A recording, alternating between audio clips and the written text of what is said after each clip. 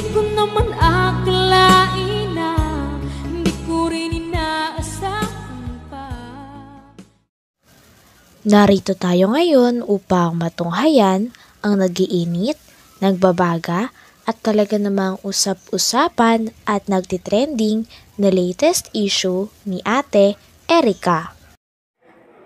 Sa pagpapatuloy ay narito muli si Kalingap Val Santos Matubang upang pag-usapan ang issue sa pagitan ni Ate Erica at ng kanyang pamilya, lalong-lalo na sa kanyang lolo na si Lolo Miguel. Dito nga ay makikita natin ang lola ni Ate Erica na in-interview ni Kalingap Val Santos Matubang. Talagang makikita nga rin na nalulungkot din ang lola ni Ate Erica sa mga nangyayari sa kanilang pamilya at sa mga away na nagaganap. Masaya tayo lahat. Ngayon parang wala na nagbago na lahat. Kahit nasa ng mga anak ko. Wala sila lahat. Sama-sama. Ngayon parang iba na. Iba na dahil sa pera.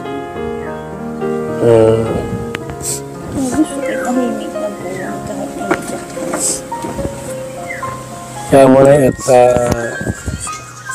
ayusin natin lahat yan ha, yung mga bagay na ito. Kasi pagka hindi maayos, pangit naman hindi maayos yung buhay nindo. Sila sa ibang tao, ay sino ba ang magdadamayan? Kaya naman, ay kung ako'y mawala na rin.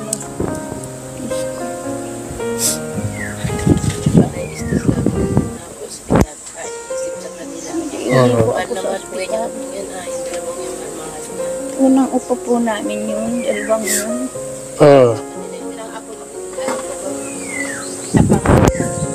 Ang mga apo naman na po maliliit. Nay, apo ba, ano yan? Sila, Erica ba sila may apo nyo sa panganay yun? Panganay naming babae. Okay. So, sila yung mas nakatanda. Apo. Nalimutan na kayo. Kaya kami na yung babae namin nasa amin. Kaya nagtataka nga ako bakit bago ang mga ugali nila. Sila sa ibang tao, dito sa amin. Sa ibang tao na dumikit, hindi na sa inyo. Yan ang problema doon. Sige na ya.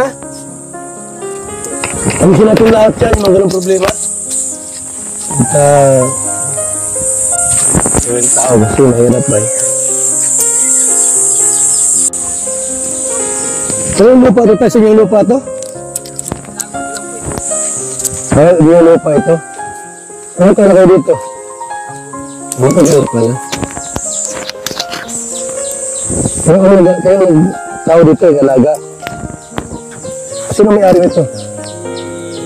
Rangelis po, Igna. Taga-Mercedes. Ano problema na pag inayos yung bahay nila? Makikita rin natin dito, tinanong ni Kalingap Val kung ilang taon na ba ang lolo ni Ate Erica. Talagang mong nalaman nga ni Kalingap Val ang age nito ay medyo nalungkot siya dahil masyado nang matanda si Lolo Miguel para magproblema pa o masangkot pa sa mga ganitong away at mga issue. Kaya naman nalulungkot nga rin si Kalingap Val dahil hindi pa rin ayos ang kanilang pamilya. Bakit? Nagkakapira naman ako. So para paano, yung mga anak ko naman nabigay sa akin, mas 500. Yung anak naman ako nagtatrabaho doon, 1,000, 500. Then napadala naman sa akin. Pag ako'y nalagas-lagas dito, may korda din ako dito. Hati naman kami ng may-ari. Kaya hindi ko i-interest man sa kanilang. Ilan taon ka na? Ako na ay 60, na ako. Double 6 na. 66 si nanay. Ano yan, 63. Mas matanda po kayo. So, alam ko lang po kasi yung pinost na sa social media kung totoo yun. Pala, palang pera ka ng gatmo para sa materialis pala yun. Materialis lang po yun, ang nahawakan. Yung po ang totoo, maski kanila, materialis lang binili ko nun. Pero kanilang pira, yun din sa akin. So, yung tindahan mo ba dyan ay, dahil yung tindahan niya galing sa... Kay Kung pa po yan, kay Ruel pa yan. Kaya sa asawa niya. Yung pero lubos na yun. Yung laman ng tindahan. Yung bahay. Okay. Hindi yung laman ng tindahan, ubos na yung kay Royal dati. Yung pong bahay po, ano pa po yan, yung tinutulong pa po yan ni Sir Will. Oo. Hindi yung laman ng tindahan. Yan po sa sahod na po. Sahod na sa asawa mo. Wala kay Erika dito. Wala. Sabi, ang kwento, mayroon kay Erika dito. Ha? Inaambing nila.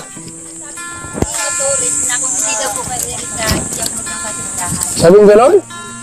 Po ang mga ina. Kung hindi dahil kay Erika, wala kay tindahan. Pero hindi totoo yun. Ito mga kalingat po, kasi nakalingan po nila. Grabe naman. Ano yung nasa ng puso nindo? Ito may naman pa ate. Ha? Ha? May naman pa. Kuha ng mga gastusin sa luluto. Dito na. Okay. Ito ng bahay niyo rin. Asawa mo? Sa Manila po. Nagpapadala siya pera sa inyo. At least alam natin. Sa araw. Iba na nag-asikaso. Ako lang po. Lahat.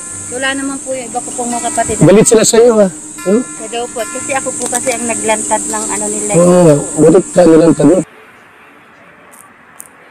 Nilagyan din ng montage ni Kalingap Val ang bahay nila Lolo Miguel na sira-sira na daw at hindi pa rin napapagawa. Kaya naman dahil mabait at talagang gusto magkalingap ni Kalingap Val ay tutulungan niya sila Lolo Miguel na magpaayos ng kanilang bahay. Grabe at hulog ng langit talaga si Kalingap Val at napakabuti ng puso at wala siyang pinipili na tulungan. Kahit sino ay gusto niya na mapaganda ang buhay. Ito yung dapat utulungan eh. Noon, di ba?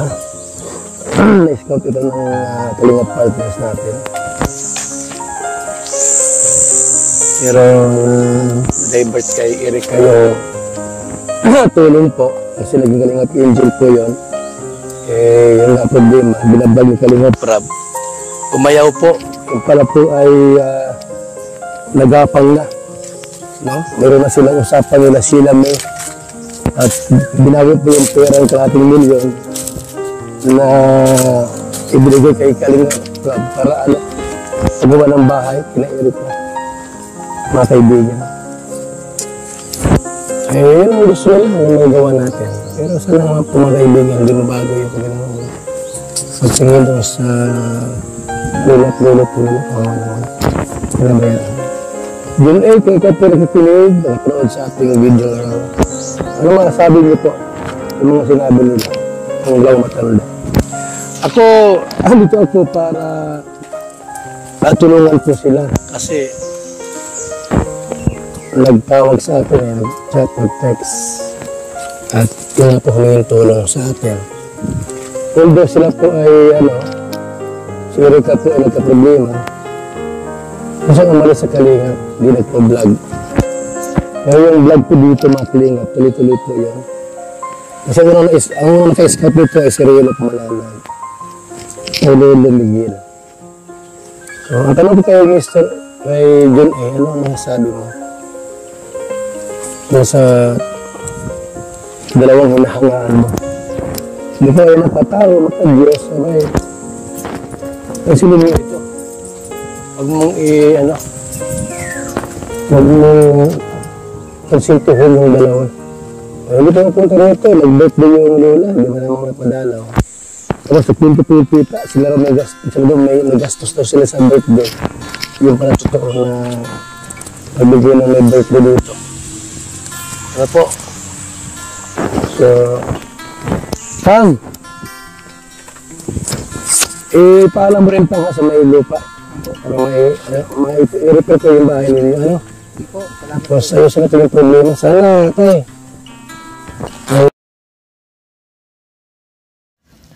Hanggang dito na lamang muna ang ating nag-iinit, nagbabaga, pinag-uusapan at talaga ng mga nagtitrending na latest issue ni Ate Erika. Maraming salamat sa inyong panonood. Hanggang sa muli. Bye!